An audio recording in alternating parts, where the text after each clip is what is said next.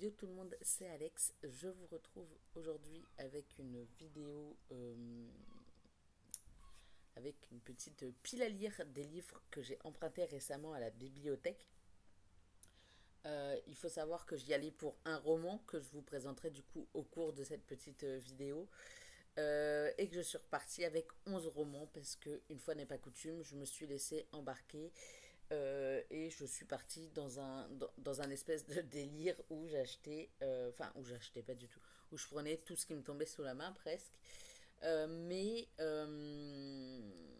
mon emploi du temps est assez cool au niveau de la fac. Euh, en ce moment, pour ce semestre-là en tout cas. Alors attendez, lui, il vient pas de la bibliothèque d'hier, mais il aura un petit lien. Il y aura un petit rapport. Euh, et du coup, voilà. Je m'excuse parce que la semaine dernière, il n'y a pas eu de vidéo, il y a eu un petit couac. Là, du coup, vous avez celle-là, et la semaine prochaine, vous aurez celle que vous deviez avoir la semaine dernière. Je suis sincèrement désolée qu'il y ait eu ce couac. Mais du coup, voilà, je suis désolée, je suis sur mon autre ordinateur en même temps. Euh, Et du coup, voilà, je vais vous présenter les quelques 11 romans que j'ai pris du coup. Tout d'abord, il y a Le jeu de la dame de Walter Tevis chez Gellmeister, qui est le roman dont est tirée la série Netflix.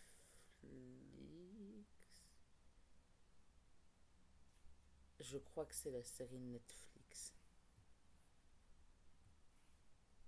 Je crois que c'est le livre qui est sorti avant la série Netflix.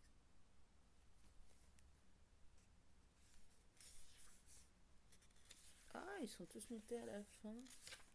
Bref, j'ai pas encore vu la série, un jour peut-être, mais j'ai quand même, j'en ai quand même entendu parler, donc je me suis dit que j'allais l'emprunter. Ensuite, par où je commence? Par la grosse brique? Non, par l'autre. Ensuite, j'ai La gardienne de Mona Lisa de Peter May chez Rouergue. Donc c'est une enquête d'Enzo MacLeod. Je vous laisse deviner ce qui m'a tenté, enfin ce qui m'a mis la puce à l'oreille. Ça veut dire Seconde Guerre mondiale, donc j'y suis un peu allée. Enfin, il y a un lien en tout cas avec la Seconde Guerre mondiale, même si c'est marqué 2020 juste ici. Je vous fais pas de résumé parce que la plupart, j'ai juste pété les plombs, j'ai pris le truc.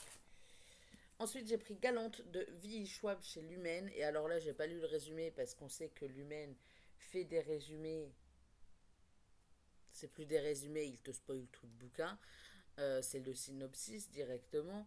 Donc voilà, je l'ai emprunté parce que j'en ai entendu beaucoup parler, des avis très différents. Donc faudra voir. J'ai également emprunté L'or de Alexandra Bracken chez De Saxus. Une histoire de dieu grec et là ça me fait très penser, enfin ça me fait pas très penser, c'est synonyme de méduse. Donc bien sûr que j'ai complètement foncé, moi qui suis helléniste. Ensuite il y a Ligne rouge de Laure Rollier. Je sais pas pourquoi, je sais pas, la couverture m'a attiré sans que je sache vraiment trop pourquoi, mais du coup le voilà. C'est chez Récamier collection noire, donc voilà, je le connais pas, c'est pas du tout jusqu'ici. Ça peut être une très belle découverte.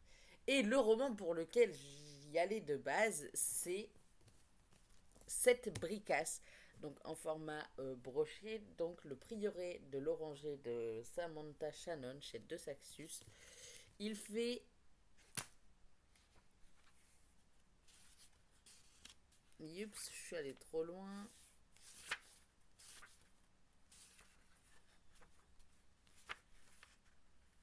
958 pages. Et moi, mince, j'ai pas pris le bon du coup. Enfin, si, mais. Moi, du coup, je l'ai en poche. Et en poche, ils l'ont découpé en deux. Donc là, j'ai 572, je crois. 572 pages ici. Donc je vais terminer cette première partie en poche. Et ensuite, je reprendrai avec le brochet parce que j'ai pas envie enfin, j'ai pas envie et j'ai pas les moyens de m'acheter le deuxième poche. Donc je l'ai emprunté à la bibliothèque. Comme ça, je pourrais quand même le terminer parce que j'ai envie de le terminer. Donc voilà. Ensuite, qu'est-ce qu'on a d'autre?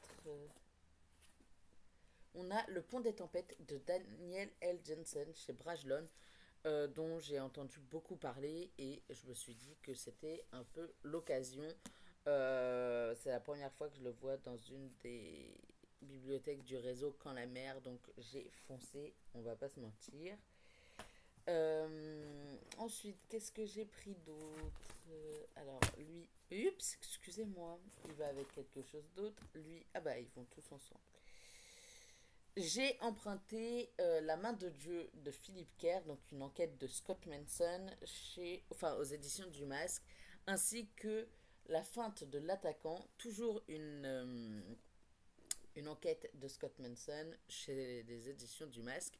Et ils sont liés du coup, puisque ça c'est un tome 2 et ça c'est un tome 3, à Le Mercato d'hiver, donc de Philippe Kerr aussi, et qui est également euh, aux éditions du Masque, et une enquête de non, c'est pas le même ça, de Scott Manson. Alors, le troisième tome a l'air plus petit que les deux premiers. Le premier tome, je vais vous dire combien il fait.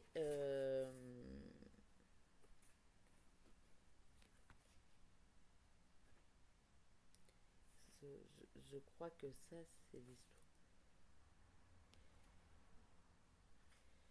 434 pages pour le premier.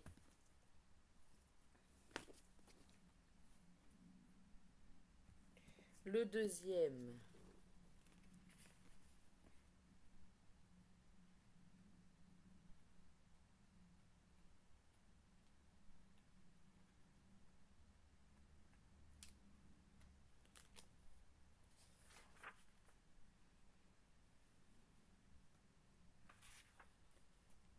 a l'air de faire 445 pages.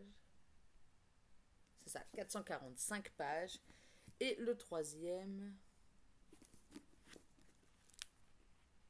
en fait même pas 400, je crois.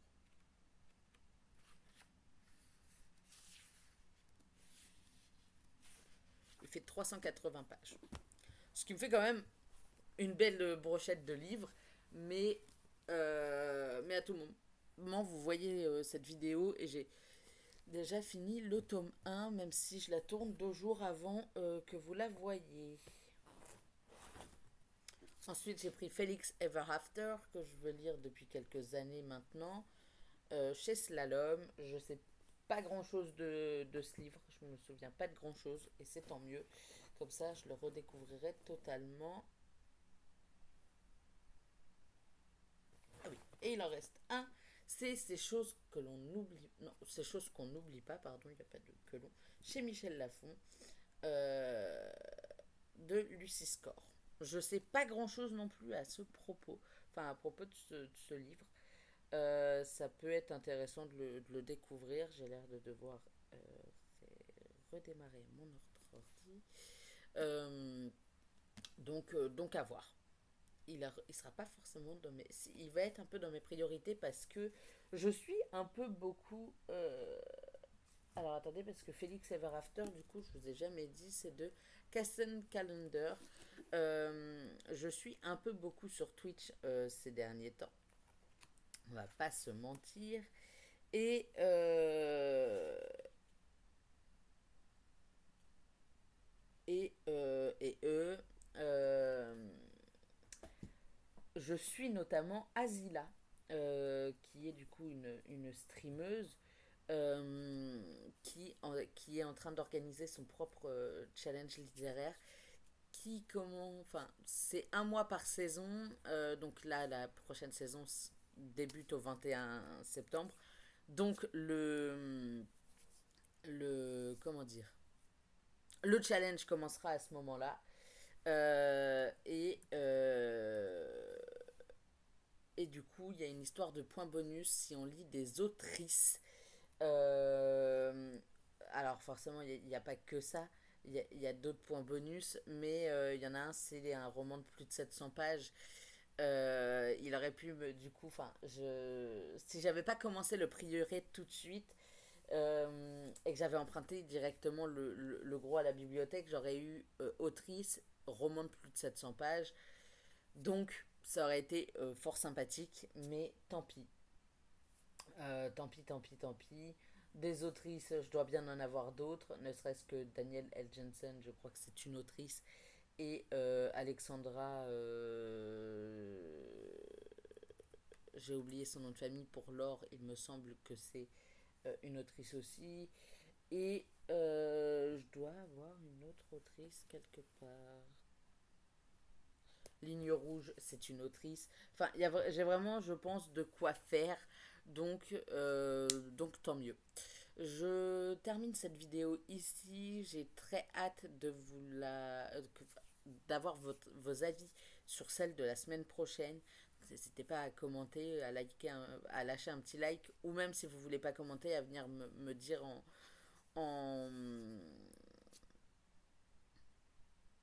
en DM sur Insta ce, qui c'est, ce que vous en avez pensé. Donc voilà, je vous fais des bisous et je vous dis à très vite.